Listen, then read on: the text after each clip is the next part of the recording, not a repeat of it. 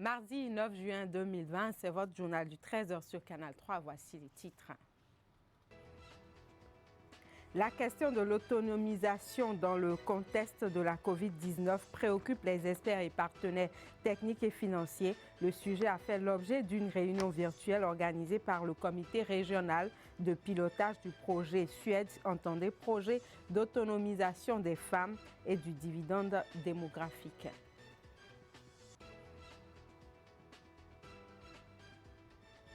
Les stades sont toujours fermés du fait du coronavirus.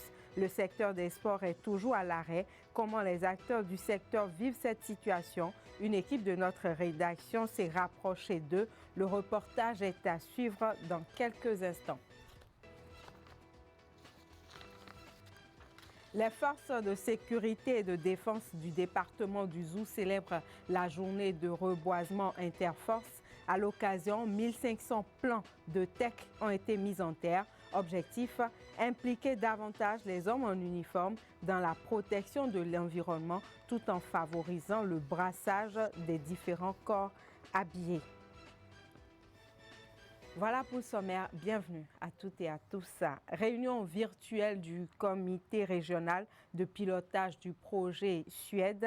C'est une vidéoconférence qui a réuni des experts et des partenaires techniques et financiers sur la question d'autonomisation dans le cadre du coronavirus. Au thème de la réunion, le ministre d'État chargé du plan et du développement s'est adressé à la presse. C'est une campagne multimédia sur la pandémie de Covid-19 qui a fait l'objet de la conférence de presse du ministre d'État chargé du plan et du développement. Le lundi 5 juin, il a expliqué que cette campagne menée par le projet Suède, projet d'autonomisation des femmes et du dividende démographique, et discutée en vidéoconférence entre ministres de l'Afrique de l'Ouest et du Centre, a permis de se pencher sur plusieurs points. L'essentiel à porter sur les actions contre la pandémie.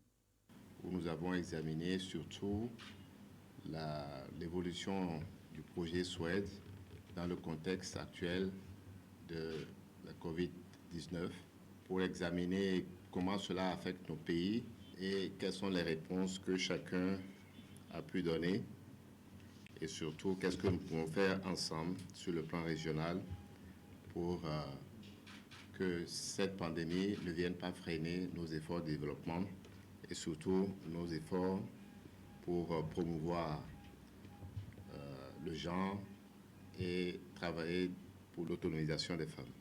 Le projet Suède œuvre à la limitation des effets de la pandémie et en y associant des acteurs clés, le projet recherche des résultats.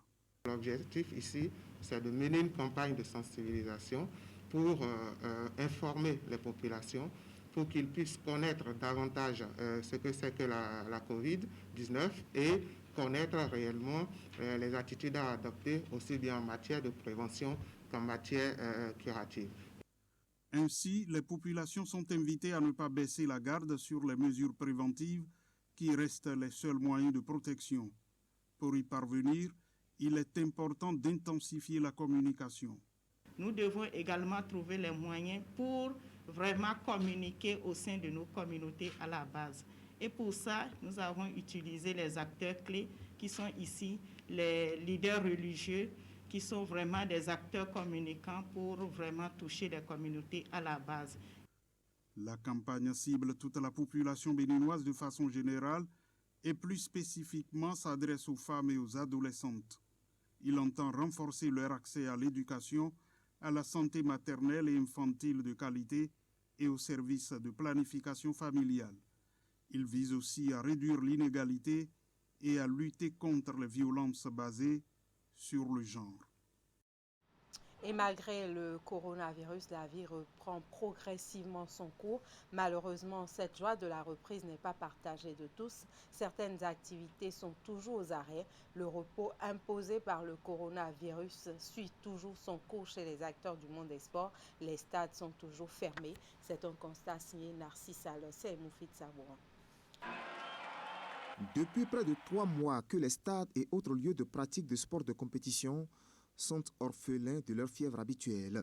Les mesures prises pour freiner la propagation du coronavirus sont passées par là, mais depuis la posture d'assouplissement adoptée par les gouvernants, le monde sportif nourrit des attentes. Nous constatons que dans la vie, tout est presque normal et il suffit que le gouvernement nous dise, vous commencez, mais pourquoi pas sous certaines conditions. Nous voyons un peu ce qui se passe ailleurs. Je crois qu'on pourrait s'aligner dans ça pour soulager tout le monde. Sinon, en tant qu'acteur de football, on a envie de taper dans le ballon. Nous, c'est notre passion à nous. Donc, si ça ne tient qu'à nous, on joue au football et puis il n'y a pas de souci. Au-delà de l'aspect ludique, c'est pour nous une véritable activité de réveil musculaire et nerveux. C'est important pour nous sentir à l'aise parce que nous avons des organes qui sont ralentis. Le déconfinement va continuer à les mettre au ralenti et ce n'est pas bien pour notre santé en réalité. Derrière ces attentes, la dernière décision du gouvernement d'autoriser certains secteurs à rouvrir. Seulement, le sport n'a pas été pris en compte et certains acteurs semblent rester sur leur faim. Quand on voit un peu tout ce que le football nourrit, un peu, vous imaginez un match de football, vous avez les vendeurs d'eau, vous avez les tickets, vous avez les gaz. Il y a beaucoup de monde que ce secteur embrasse. Les gens peuvent quand même voir les sports de compétition et quand même autorisés parce qu'avec les sports de compétition, on peut travailler avec un groupe restreint pour ne pas déborder. Parce qu'il y a beaucoup d'activités qui nous attendent. Il y a un certain nombre de choses que nous devons rattraper. Alors, en ce qui me concerne, je peux dire que c'est une brèche qui a été ouverte, tout simplement. De toutes les façons, je crois déjà que de façon continuelle, on peut appeler ça un déconfinement progressif, suivant l'expression. Alors, l'envie de jouer au football nous tient, que ce soit les joueurs et les acteurs de club, par rapport à l'investissement aussi qui a été fait. Et vu les exigences du sport de haut niveau, les athlètes n'ont pas été laissés au repos en cette période de restriction. Au niveau de toutes les fédérations ou presque, des programmes spéciaux ont été confectionnés pour permettre aux uns aux autres de garder leur niveau athlétique. Au niveau des clubs et autres, les encadreurs, les techniciens, les responsables de clubs ont mis quelque chose de léger en place pour que chacun, là où il est plus ou moins confiné, puisse commencer par se dire que ça peut commencer à tout moment. Tout footballeur professionnel, c'est 1 mois et demi au plus de repos avec une trêve. Mais pendant la trêve, on leur donne un programme individuel qu'ils exécutent. Vous imaginez, nous qui sommes complètement ici à l'arrêt, il faut au moins 2 voire 3 mois pour que le joueur puisse un peu se retourner. Donc, c'est d'énormes dégâts. Et si éventuellement on venait à reprendre, ça va être très très compliqué parce que tous les organismes sont déjà laissés au repos. Il va falloir maintenant redémarrer la machine et ça va prendre énormément de temps. Mais la plupart des acteurs rencontrés par notre équipe de reportage se sont accordés sur la justesse des mesures prises par les autorités. Les gestes barrières sont d'actualité, sur tous les supporters. Parce que le gros volet du problème, c'est à ce niveau. Si nous allons jouer, quelles sont les dispositions que nous allons prendre? Surtout quand nous savons que le football, c'est un sport d'euphorie, où on peut s'embrasser, où on peut même oublier qu'on est en cache-nez suivant les actions et les trucs. Qu'est-ce qui va se passer? La passion, certes, mais la santé d'abord des Béninois. Il y avait une vie avant la Covid-19 et il y en aura après cette pandémie, nous ont confié nos interlocuteurs de circonstances qui ne cachent tout de même pas leur envie de retrouver les aires de jeu. L'assouplissement des mesures ici redonnera vie au stade du pays, condamné depuis peu à un silence de cathédrale. Alors, on le sait depuis samedi, Luc Atropo est le nouveau maire de la ville de Cotonou. Il a été désigné par son parti, l'Union progressiste. À ses côtés, 3 adjoints au maire et 13 chefs d'arrondissement pour relever les défis de développement de la capitale économique du Bénin. Quelques interrogations maintenant. Qui est Luc Atropo, le nouveau maire de la ville de Cotonou? Quel est son profil et que retenir de son parcours? Élément de réponse à travers ce témoin signé Idrissou Boukari. Voici le nouveau visage de la municipalité de Cotonou. Luc Setonji Atropo, 47 ans. Élu sur la liste Union progressiste dans le 13e arrondissement de Cotonou, l'homme a été désigné par son parti pour conduire les destinées de la plus grande ville de Bénin pour les 6 prochaines années. Il faut avant tout rendre hommage aux responsables de son parti. Si je suis là, c'est parce que les responsables du parti ont bien voulu. Je voudrais remercier le président du parti, le présidium, toutes les personnalités, les députés, tous ceux qui ont travaillé pour cela, je les remercie. Je voudrais remercier les conseillers municipaux. Luc Setonji Atropo capitalise une riche expérience en matière de gouvernance locale. Élu premier adjoint au maire en 2003 et depuis 2007 maire de la ville de Boycon, l'ancien militant de la Renaissance du Bénin est actuellement président de l'Association nationale des communes du Bénin, président de l'Union des communes du Zou, premier vice-président des collectivités territoriales de l'UEMOA et membre de l'Association internationale des maires francophones. Profil idéal sans doute pour faire le job à Cotonou. C'est un homme d'expérience. C'est vrai, il est jeune. Il est en plus dynamique. Pour peu que vous résidez au Bénin, quand on parle de Luc Setonji Atropo, tout le monde le connaît. Luc Atropo, c'est vraiment une expérience pratique, une expérience remise en cause, relancée, actualisée en matière de gestion des collectivités territoriales. Mais c'est pas seulement ça. Le nouvel homme fort de Cotonou détient donc un carnet d'adresses bien fourni. Également, plus de 17 ans de fréquentation, des couloirs de développement local et de la démocratie à la base. Et déjà, ces nouveaux administrés l'attendent sur plusieurs chantiers. La priorité des priorités, c'est surtout l'inondation.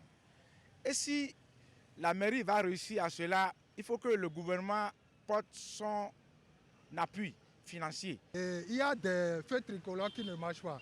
Voilà, les déchets solides et ménagers. Ce qu'il a fait à Boycon là, il n'a qu'à tripler ça ici. Parce que ici, c'est la vitrine du Bénin. Ancien séminariste et juriste de formation, Luc Atropo est passé par le commerce et l'enseignement secondaire dans la ville de Boycon. Il a été élu 3 fois député, mais n'a jamais voulu siéger à l'Assemblée nationale. Il a préféré se consacrer au développement de la ville de Boycon et à compter de ce samedi, il se met au service du rayonnement de la ville de Cotonou. Son côté social fait sa différence. C'est quelqu'un qui a une très grande expérience au niveau de la gestion communale, municipale. C'est quelqu'un qui a un cœur et qui inscrit la dimension sociale dans son action au niveau des collectivités territoriales. En 5 ans de gestion, Luc Atropo a redonné vie à l'Association nationale des communes du Bénin créée depuis 2003. Comme grande action, on cite pêle-mêle le projet d'appui aux associations nationales et locales de collectivités locales du Bénin, le programme ANCB VVSG, le projet PF qui accompagne 5 communes dans la promotion de la planification familiale, le projet Cité.BG et la liste est longue. Au plan international, la ANCB aujourd'hui a un rayonnement. La ANCB gagne des appels à projets au niveau international. La ANCB aujourd'hui a un siège, c'est extraordinaire. La ANCB a un siège, a une équipe qui travaille. Il faut améliorer tout cela, mais c'est un parcours important qui a été fait en moins de 5 ans.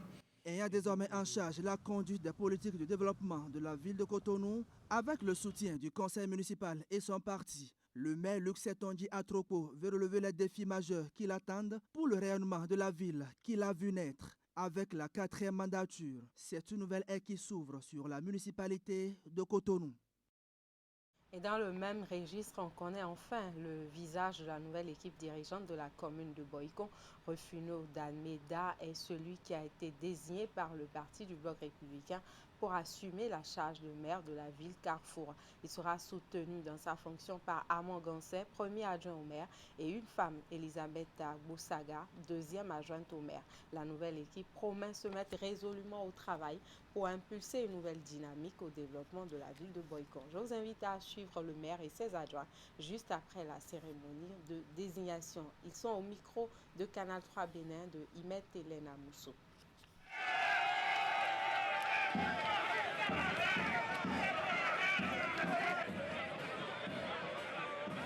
Je mesure la tâche qui m'attend et comme vous avez pu le constater, le conseil communal, après les soubresauts de ces derniers jours, est totalement uni et en bloc derrière moi.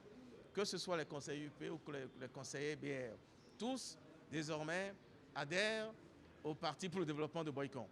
Je pense que lorsque nous ferons moins de politique et plus de développement, les populations à la base seront sans aucun doute satisfaites de notre action à la tête de cette mairie. Je voudrais remercier le chef de l'État pour la tenue de ces élections. C'était un défi magnifiquement relevé par le gouvernement. Je voudrais également, et ensuite, remercier les dirigeants du Parti Bloc républicain pour le choix porté sur ma modeste personne pour diriger la 4e commune de notre pays, Boycon, mais également les remercier pour le choix porter sur les autres membres de l'exécutif, les OCA, et leur dire à travers vous que nous ne décevrons pas leurs attentes. Je voudrais appeler nos administrés, donc les Boykonoises et les Boykonois, à la sérénité. Et nous nous engageons fermement à satisfaire aux désirata des populations de Boycon. Je remercie l'Éternel, le Dieu Tout-Puissant, qui a été avec moi depuis des années.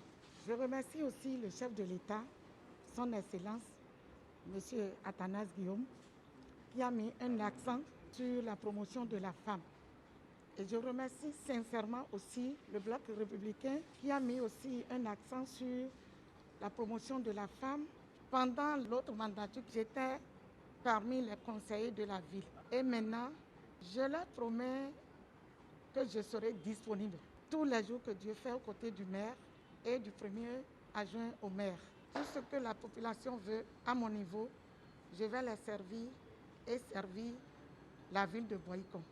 J'avais dit la dernière fois que dès lors que le parti décide de quelque chose, nous allons aligner derrière la décision du parti. Et vous venez de le constater parce que nous avons notre nouveau maire, en la personne de M. Dalmeda Rufino, son premier adjoint au maire que je suis, la deuxième adjointe au maire, Mme Elisabeth Agbosaga, et les CA ainsi que les autres conseillers, aussi bien UP comme BR. Vous allez constater sous peu que c'est une équipe qui désormais se mettra au travail pour pouvoir rendre le minimum possible à la population de Boycon. Je voudrais faire un coucou à l'équipe sortante pour dire qu'ils n'ont pas démérité. Dieu, que grâce soit rendue pour que désormais Boycon puisse connaître de beaux jours. Merci beaucoup. Hier, 8 juin, la communauté internationale a célébré la Journée mondiale des océans au Bénin. Les manifestations se sont déroulées à la plage de Togben sous la conduite du directeur général de l'environnement et du climat. Le thème retenu pour cette édition, innovation pour un océan durable. Les détails de la célébration avec Ali Moumouni et Rachidi Soubérou dans ce reportage. L'océan Atlantique, d'un bleu rayonnant et sans limite. De loin, il paraît calme, mais à la berge, un grand bruit occasionné par les vagues. Ceci contraste avec une brise douce et reposante qui se dégage. Sans aborder la biodiversité marine, voici une ressource que procurent les océans à l'humanité. C'est ici, à la plage de Togbendaho, que se déroulent les manifestations de l'édition 2020 de la Journée mondiale des océans. Et comme le 8 juin de tous les ans, le directeur général de l'environnement et du climat et ses collaborateurs invitent les populations à l'entretien des plages à travers une séance de nettoyage. Cette année, ils y sont allés loin en mettant également en terre des plants, toute chose qui concourt au respect des mesures prises par le gouvernement. Les pressions humaines pèsent lourd sur la santé de l'océan et sa capacité à continuer à nous nourrir. Parmi les plus graves figure la pollution organique et plastique. Ces situations ruinent l'écosystème de l'océan. Les côtes béninoises n'échappent pas à cette réalité. Elles font face à de multiples menaces, à savoir occupation anarchique, pollution par les déchets plastiques et industriels, érosion côtière. Et vous avez suivi aussi la voix du MEU qui a ajouté dans les détails la défécation à l'air libre. L'édition 2020 de la Journée mondiale des océans appelle à l'innovation pour un océan durable. Au Bénin, plusieurs démarches sont mises en œuvre par le gouvernement béninois pour protéger les côtes maritimes. De nombreuses mesures ont été prises par le ministère du cadre de vie sous le leadership du ministre José Tonato, à savoir l'adoption des lois relatives à la protection de la zone littorale, l'interdiction des sachets plastiques, la réglementation des changements climatiques, la sécurisation et le nettoyage permanent des plages, la protection et la valorisation de la côte maritime. 4 nouveaux épis construits, une digue immergée, 3250 m3 de sable injecté, 1000 m3 de sable mis en stock, 15 km de côtes protégées, plus de 53 milliards de francs CFA mobilisés. Il reste néanmoins d'énormes défis à relever. Le thème de la GMO de cette année est prometteur. Il nous invite à réfléchir sur ces défis et à initier des actions intelligentes susceptibles de renverser la tendance actuelle et de redonner à nos côtes leur santé. La Journée mondiale des océans est une occasion pour sensibiliser les populations sur la protection et la valorisation de l'écosystème marin. Faut-il le rappeler, les océans occupent 72% de la surface de la Terre et offrent assez de ressources et d'opportunités. Après la journée mondiale des océans, on s'intéresse à présent à la journée de reboisement interforce. Elle a été célébrée par les forces de sécurité et de défense du département du Zou. À l'occasion, 1500 plants de teck ont été mis en terre. La célébration a eu lieu le 5 juin de chaque année. Objectif, impliquer davantage les hommes en uniforme dans la protection de l'environnement tout en favorisant le brassage des différents corps habillés. L'activité a réuni un échantillon important de forces de sécurité et de défense du département du Zou. Le collet de l'arbre était en profondeur. Je rebouche le trou de telle sorte. La journée de reboisement interforce a permis aux hommes en uniforme de se retrouver, fraterniser, mais surtout d'accomplir un acte de portée. Sur le domaine réservé au groupement régional Zou Colline des sapeurs-pompiers, 1500 plants de teck ont été mis en terre, des arbres qui bénéficieront d'une attention particulière pour pouvoir offrir de nombreux avantages. Planter des arbres est un moyen efficace de restauration des écosystèmes forestiers dégradés ou en voie de dégradation. Il convient de rappeler que les bienfaits des arbres sont multiples. Ils favorisent le développement de la biodiversité, jouent un rôle important dans la gestion des eaux, des pluies, préviennent l'érosion des sols et réduisent les nuisances sonores. Ils sont également un atout pour réduire la pollution urbaine et son impact sur la santé humaine. Je prends le ferme engagement au nom de ma compagnie, non seulement d'entretenir ces plans, mais aussi d'assurer en toutes circonstances leur suivi. Au Bénin, l'événement est couplé à chaque édition avec la Journée mondiale de l'environnement, placée cette année sous le terme « Biodiversité, source de préoccupation à la fois urgente et existentielle ». L'édition 2020 de cette célébration vise à impliquer davantage les forces de sécurité et de défense dans la protection de l'environnement et la gestion durable des écosystèmes autour de l'arbre. Policiers républicains, douaniers, militaires, agents des eaux et forêts ont aussi vécu un moment de brassage. L'année dernière, c'est nous qui avions accueilli l'événement. On a mis au sol plus de 2 sortes d'essence sur près de 2 hectares.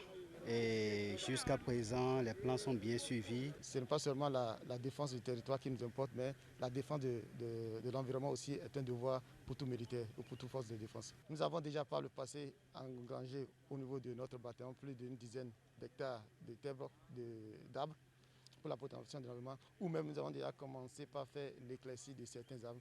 À l'instar de ces hommes et femmes en uniforme, tous les Béninois sont appelés à planter et entretenir des arbres, ce qui va permettre de rendre le Bénin plus vert et va également aider dans la gestion des problèmes environnementaux et climatiques.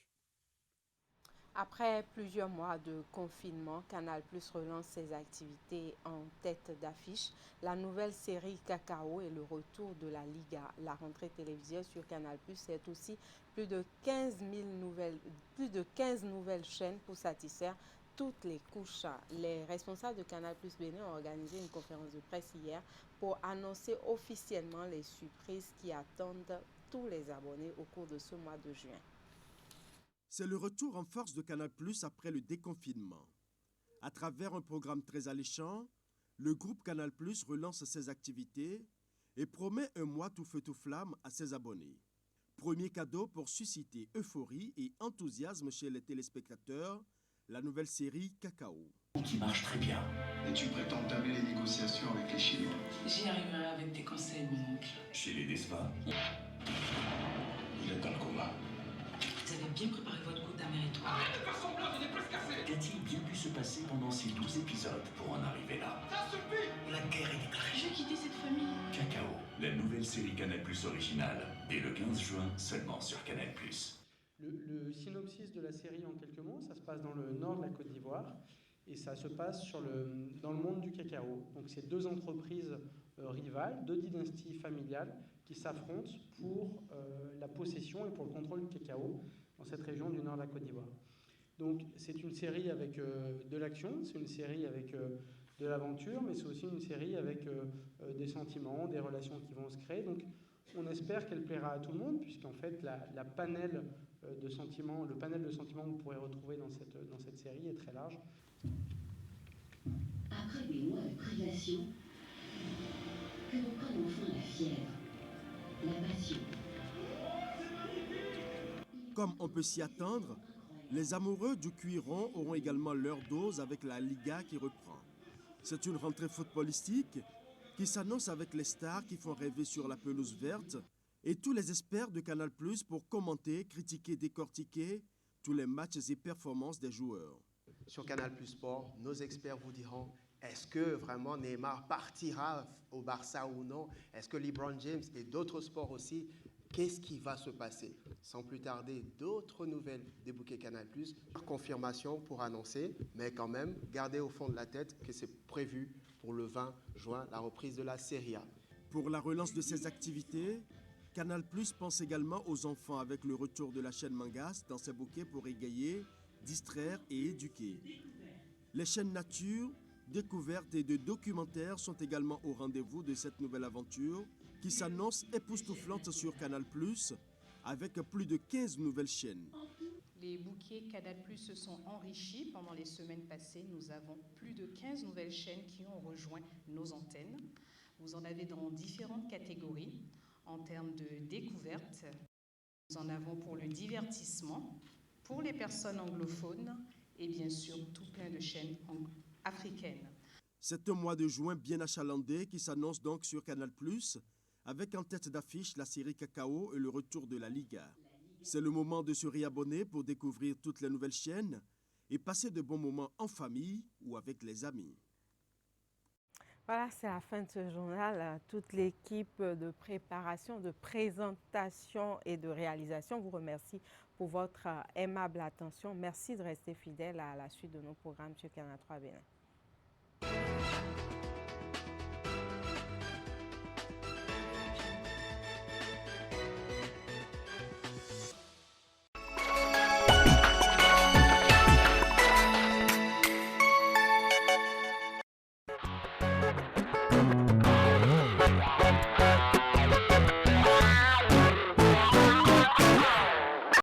Dassa, Boycon, Parakou, Cotonou, Porto Novo, Kobli, bref, pratiquement les 77 communes du Bénin lorsqu'on fait le tour.